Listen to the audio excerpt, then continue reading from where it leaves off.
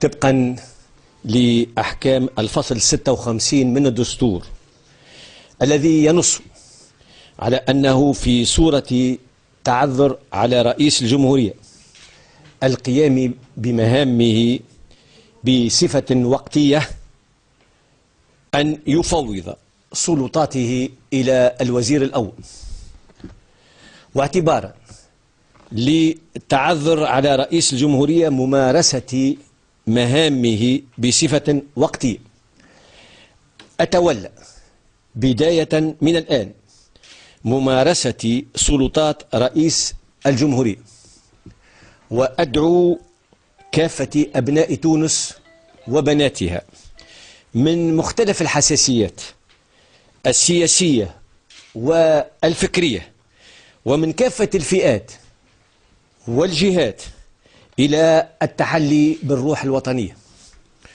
والوحدة لتمكين بلادنا التي تعز علينا جميعا من تخطي هذه المرحلة الصعبة واستعادة أمنها واستقرارها.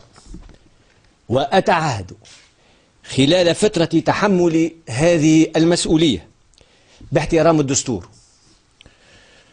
والقيام بالإصلاحات السياسية والاقتصادية والاجتماعية التي تم الإعلان عنها، وذلك بكل دقة وبالتشاور مع مختلف الأطراف الوطنية من أحزاب ومنظمات وطنية ومكونات المجتمع المدني، والله ولي التوفيق.